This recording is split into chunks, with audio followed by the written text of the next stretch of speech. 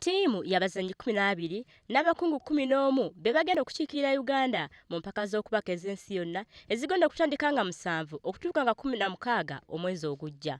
Wabula emu ku bintu ebisinze okuwuniikiriza abawagizi b'omuzannyo guno ye nnamba y'abakungu abagenda ne ttiimu eno ebuza okwenkanankana n'ennamba y'abazannyi. Gye buvuddeko abaddukanya omuzannyo guno bategeeza ng'ensimbi ezabaweebwa gavumenti bwe zaali entono. Okusinziira ku mwogezi w'ekibiina ekiddukanya omuzannyo gw'okubaka mu ggwanga era omutendesi Fred Mugerwa alekeddwa lwa nsonga ya byanfuna.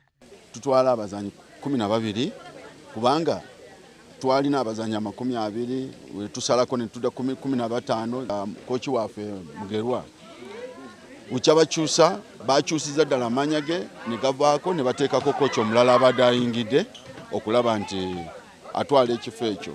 Kati amanya gonna tosobola okutwala omuntu ataliwo. Omuntu gw'osobola okumutwala oba Mugerwa singa abadde nti ajja ku tiimu abadde agenda kujjanga omu ku ba fans oba ba officials abali kujja oluvannyuma so si kugenda ku contingent y'abantu 23. N'olwekyo enteekateeka yonna yaggwa era singa sente zibaddewo abadde asobola kutambula. Ate ye kapiteeni wa ttiimu Peace Proscovia ategeezezza nga bwe batakyalina kyakwekwasa kubanga baweereddwa buli kyetaagisa abazannyi bali mu mbeera nnungi era nga bannayuganda balinda ekikopo. We are well prepared right now, ready to face the challenge. Even if we had a game tomorrow, we would play. Yeah, because all that we needed has been provided. There's nothing that we are missing right now.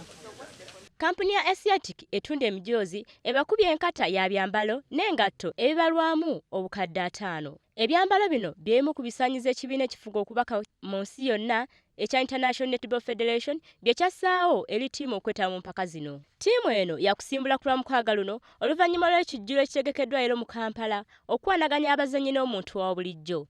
Olivia Nakate, WBS TV, Kampala.